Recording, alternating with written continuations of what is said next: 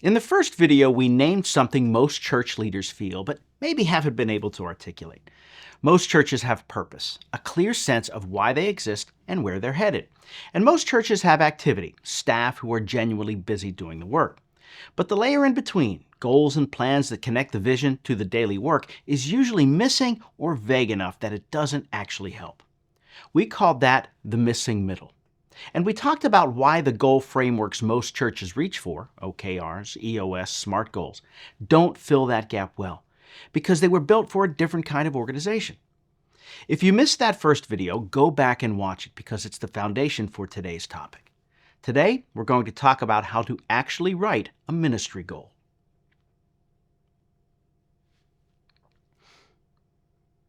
By the end of this video, you'll have a specific formula you can use to write any goal in your church. It could be a church-wide goal, it could be a ministry team goal, or it could be an individual goal.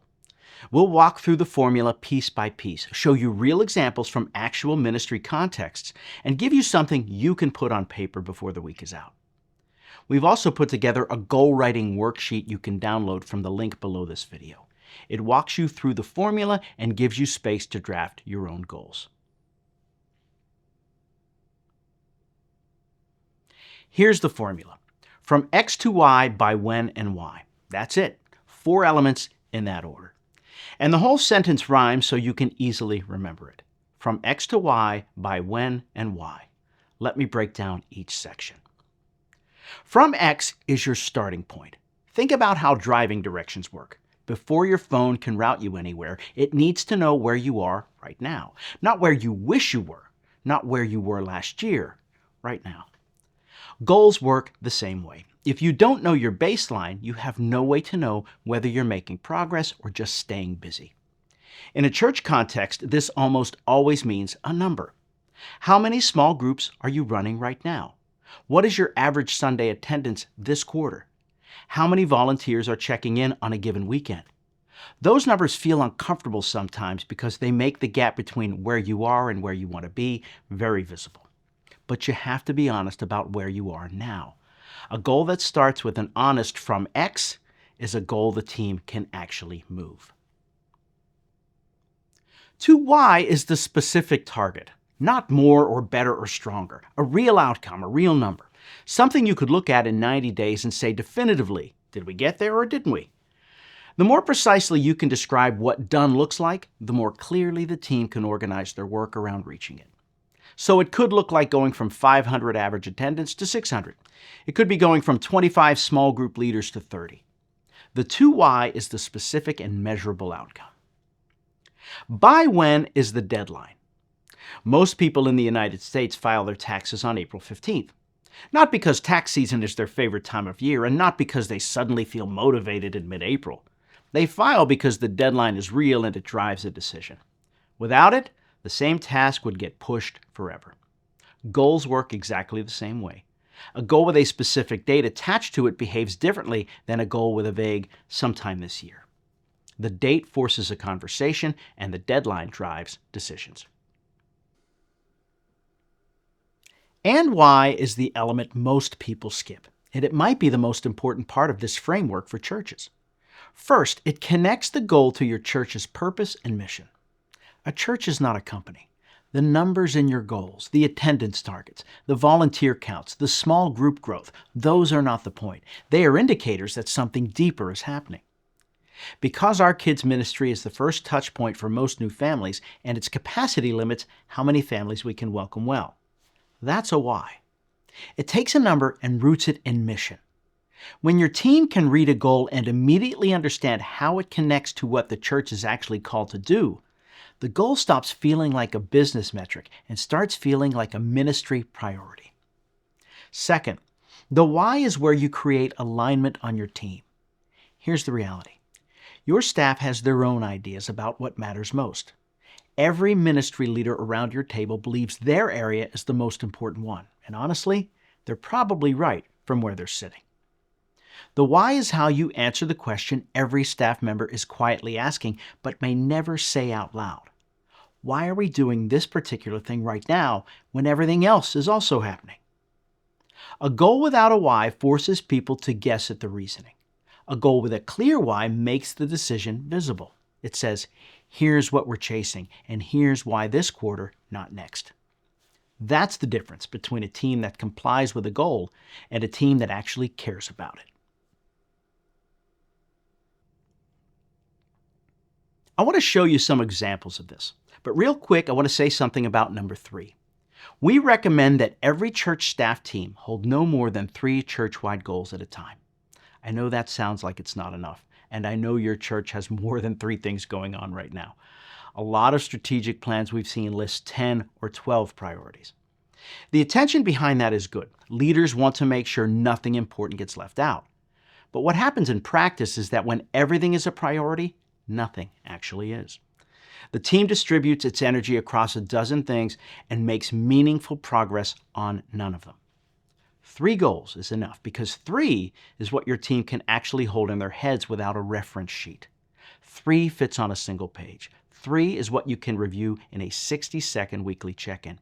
And 3 forces the honest conversation most leadership teams tend to avoid. What actually matters most right now and what can wait. That conversation is uncomfortable. It requires real decisions about what not to chase right now. But the churches that make the most progress are not the ones doing the most things. They're the ones who picked 3 goals, gave each one a single owner, and focus on the outcomes. Let me show you what this looks like with real examples. We're going to take some goals from real churches, show you why each one falls a little short, and rewrite it using the formula from X to Y by when and why. Example 1. Finalized discipleship pathway. This comes from a church working to clarify how they move people from first visit to full participation in church life. On the surface, finalized discipleship pathway sounds like a real outcome. But if you ask 3 people on that staff what finalized means, you will get 3 different answers. The goal doesn't tell the team what done actually looks like. Here's the rewrite. From a discipleship pathway that exists in concept but has never been published to a documented pathway with a 1-page visual by August 31st, so any staff member can answer what someone should do next in under 10 seconds.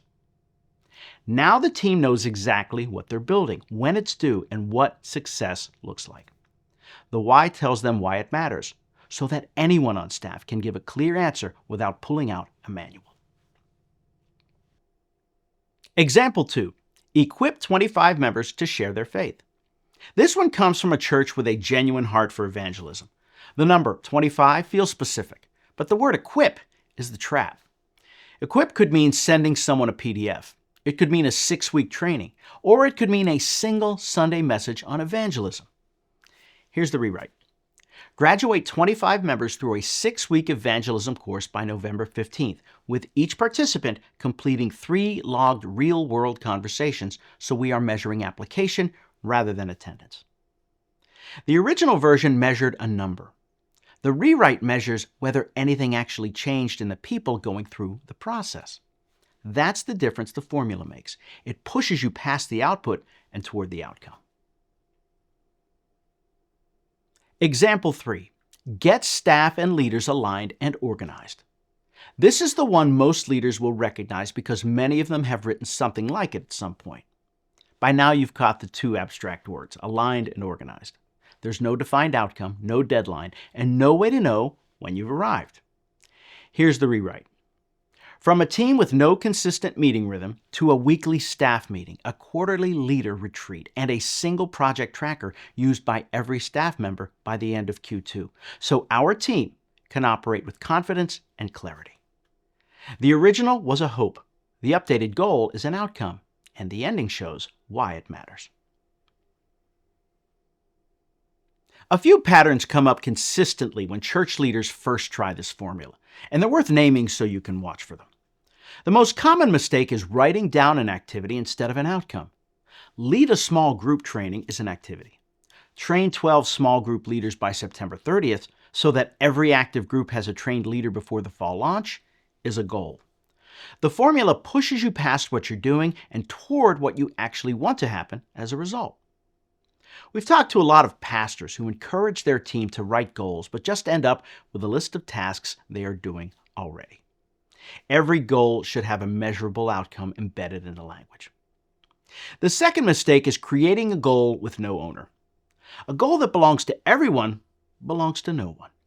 Every goal needs one name attached. One person who wakes up on Tuesday morning knowing that this is theirs to move forward. That doesn't mean they do all the work alone. It means they're the one responsible for making sure it happens and for raising their hand when it's at risk. Don't make a committee or a group responsible. Make sure one person is the champion.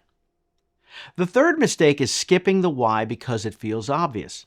It almost never is. And even when it is, writing it down still matters.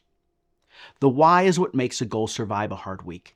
It's the thing a staff member reads when they're tired and wondering whether this particular target is worth the effort right now. The formula we just walked through solves a big problem with goals in churches. And hopefully it's a framework you can actually follow. But writing good goals is just the beginning. A well-written goal nobody works on is still a goal that doesn't move. There's one thing that has to exist alongside good goals for them to actually stick. Without it, even the best goals will quietly evaporate. That's what the next video is about.